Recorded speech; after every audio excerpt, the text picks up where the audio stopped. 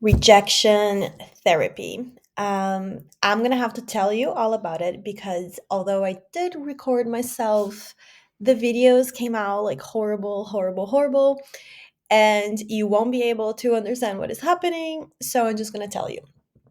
And first of all, I just want to say that I did this specifically to start healing the insecure part of anxious and secure attachment because getting accustomed to putting yourself out there and being ready for rejection is something that I wanted to do consciously. And there's something to be said about the fact that we are all rejected on a daily basis. There is no escaping it. Like, if you are alive, you have been through rejection and you are going to be through it again. And this is like in all realms and areas of life. But for me, it was really interesting to intentionally put myself out there for rejection because it made me conscious of the fears that I have and what my sort of how I operate when I'm under that fear of being rejected, how I operate in a situation where I'm feeling insecure, and how I operate afterwards. And when you're doing rejection therapy, because obviously these are like low stake experiences, right? You're not setting yourself up for super big rejection. You're doing little things that just take a little bit of courage. And um, because the stakes are lower, it's easier to process how you're feeling. Okay, so what did I do? The first thing that I did is I went to Pret in King's Cross here in London, and I asked for a free peppermint tea. The first thing with that is that I was so nervous before because this is like the first time that I'm doing rejection therapy in life, and I always find it really uncomfortable to like ask for things anyways. And then I was like, wow, like first of all, like there is this fear of humiliation because you're gonna ask for something that is not common, right? Like at least I don't like rock up to coffee shops every day and ask for something for free. And you're like, well, I don't know how the other person is going to receive my request. I don't know if like the other employees of the coffee shop and like other customers are going to be looking and they are going to be judging. So there's like this fear of judgment and this fear of not like this fear that comes from like not knowing what the interaction is going to play out like. But then if you think about it, like anxious and secure attachment, big thing in this, and especially for me, is knowing how to ask for your needs and wants.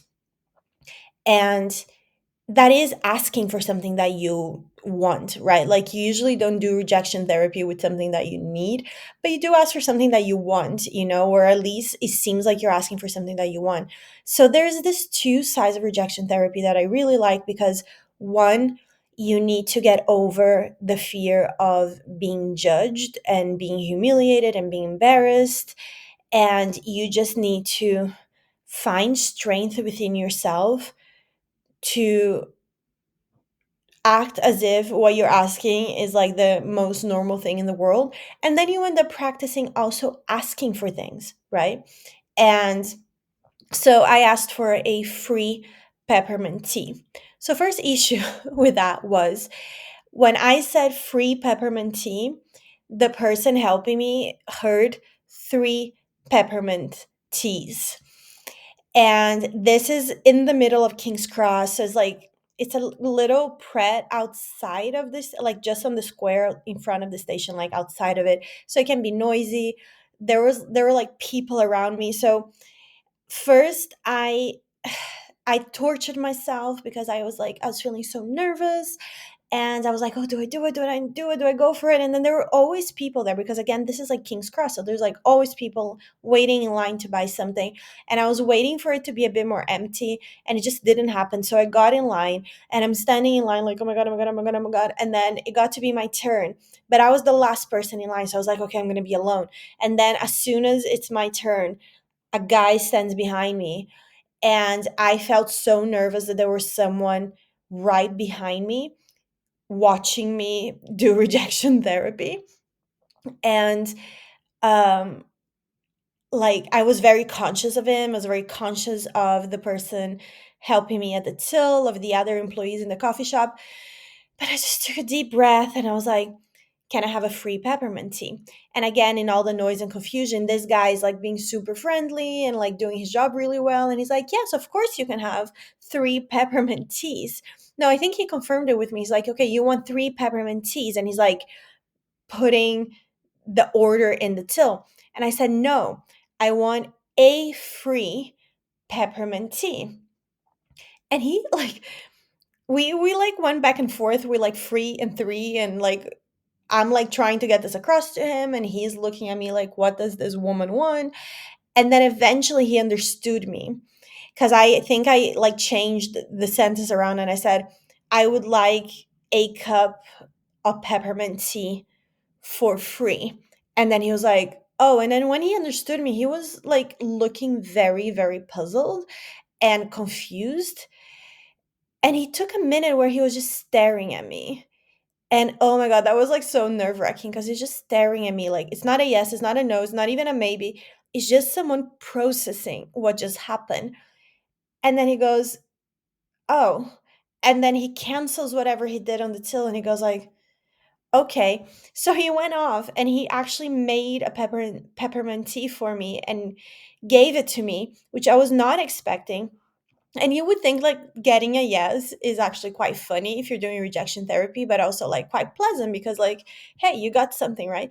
But I was actually so nervous because he did it, but he didn't seem very happy to give me the tea and like almost like I had offended him a little for asking. And I had to like stand there and like wait for him to make the tea, which was awkward with this guy behind me. And like eventually sort of interacted with the guy behind me, but then I realized he had headphones on, so he might not have heard what happened. So I'm just like there waiting, like for my peppermint tea, and this guy come and just like gives it to me, like, and I was like, thank you. And I walked away. And okay, so like the part of like getting rejected didn't work per se because he gave me what I asked for, but I still got to practice like asking for something that I wanted, and I still got to practice being brave. And even the awkwardness of like, wow, like sometimes you do get what you want, but not how you want it. Because like I sort of like I never expected him to say yes, but I think I would have liked to like have interacted with him for him to say like, oh, like, why are you asking for this, and like what, like, because I would have like happily told him about rejection therapy and everything, but it was just like, oh, okay, you want a free tea, sure, I'll give it to you, but like, here, go. And it was really strange. So like how you can feel rejected even when you are getting what you're asking for because of the way that it's being delivered, right? Or because of the lack of communication or whatever. So, like, I found that experience really interesting. Then, on that same day, I walked inside King's Cross and there is a flower stand. Like, it's kind of like a shop, but like, yeah, like a very big flower stand. And it's really beautiful. And I always like to walk by, like, whenever I'm in King's Cross, I make sure, like, I take the route where I see the flower stand. And I was like, I'm going to go and ask for a free flower. And then I had the same problem. Like, I was a bit nervous. I should have asked, like, can I have a flower for free? But I said, like, can I have a free flower? And this woman also thought that I was saying like 3 flowers. And she's like, yeah, but she didn't actually feel confused. She's like, yeah, just choose. So I actually said, can I have a free flower?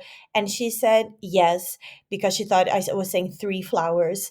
And I went and picked a flower, and then she was confused why I had picked only one. But then she wrapped up the flower for me, and then she went to charge me.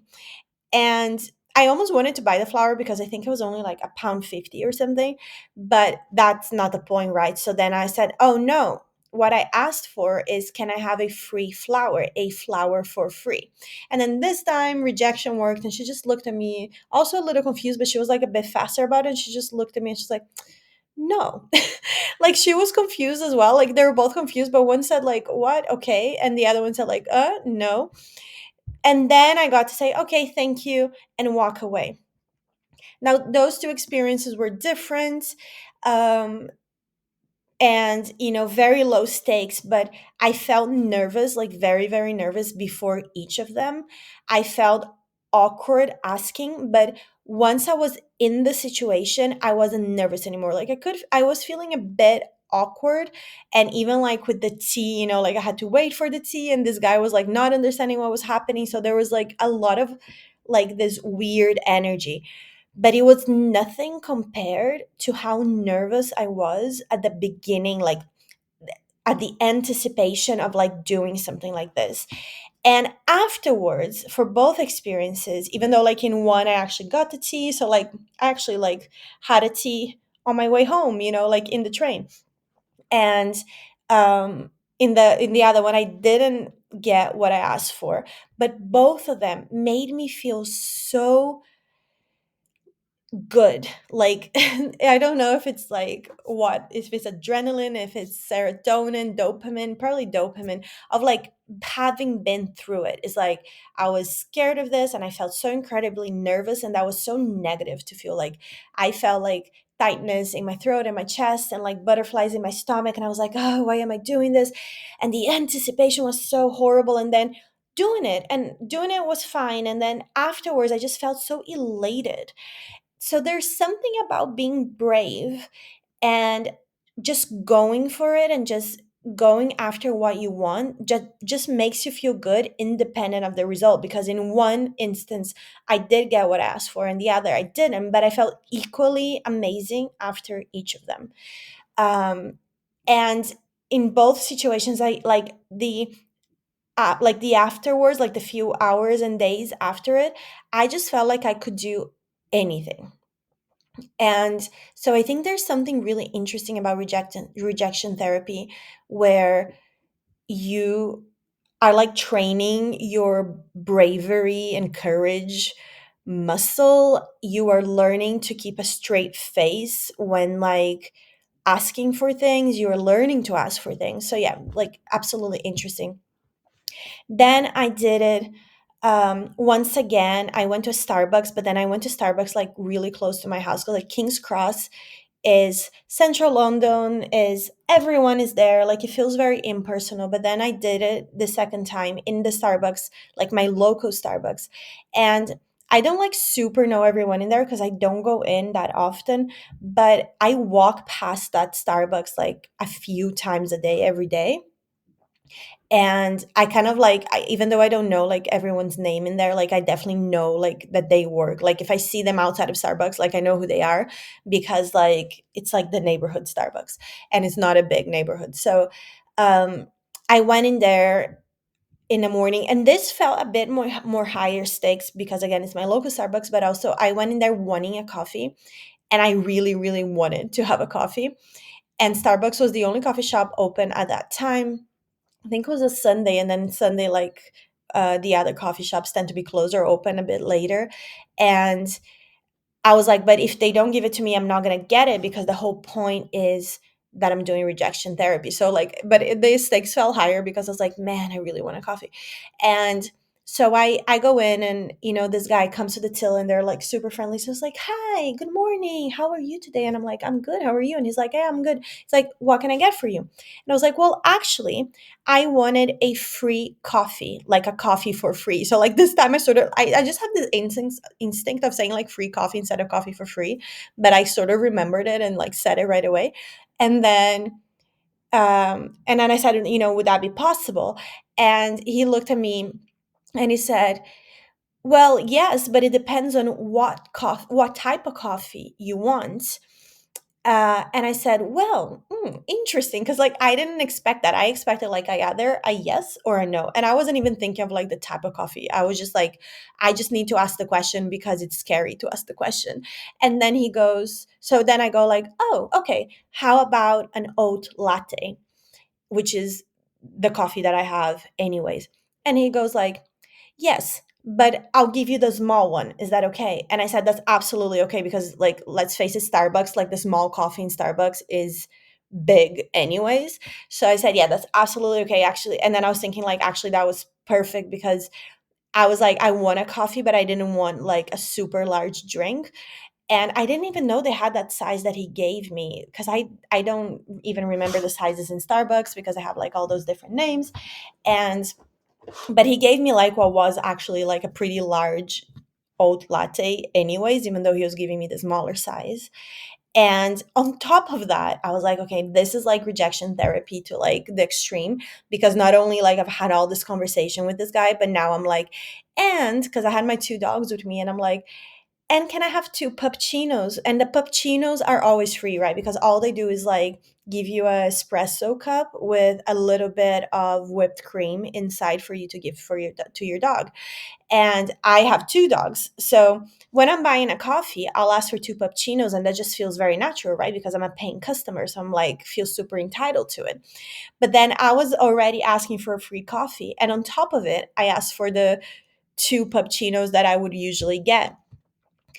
And it was fine. Like he said, yeah, absolutely, etc. He made the coffee, gave me the coffee, gave me the two puppuccinos. I sat down because this was another part of it. I was like, I don't want to only get this and leave. I want to actually sit here and be this person that just came in and asked for a free coffee. And I want to be in this environment because like there's this sense of also wanting to ask the question and kind of run away. And I was like, I'm not going to run away. I'm going to sit down. I'm going to like be in the moment, right?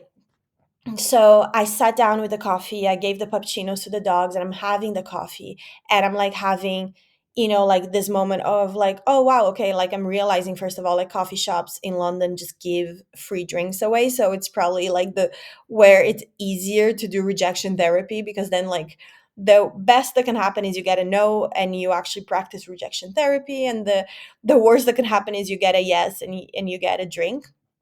So I was like thinking, oh, I need to like up my stakes and go into places where like I'm more likely to get a no. And then I started hearing the guys in like that work in Starbucks talking behind the counter, and I couldn't quite hear them, but I could hear enough to like I could hear a few words. And then in my mind I started thinking like, oh my god, they're talking about me, they're talking about how I came in here and asked for a free coffee. And I almost felt like I wanted to get up and explain to them like, I'm not crazy, I'm just doing rejection therapy, etc.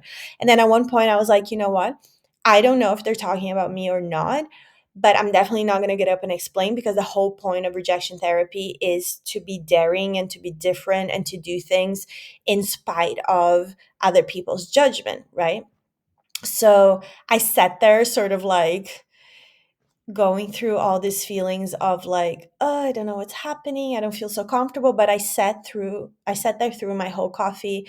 Then I thanked the guy who had served me before I left, and I went off on my walk. But I found it really interesting how, again, like I had an experience where I was like super nervous before. I wasn't as nervous as the other times, but I was nervous. And then um, getting what I wanted, which wasn't expected, only to then still feel actually like pretty good because I had done it, like I had been brave enough to ask the question, and then feeling quite insecure sitting in the shop thinking that maybe these people were talking about me in a negative way, and I cared a lot, like I really didn't want them to be talking about me in a negative way at all.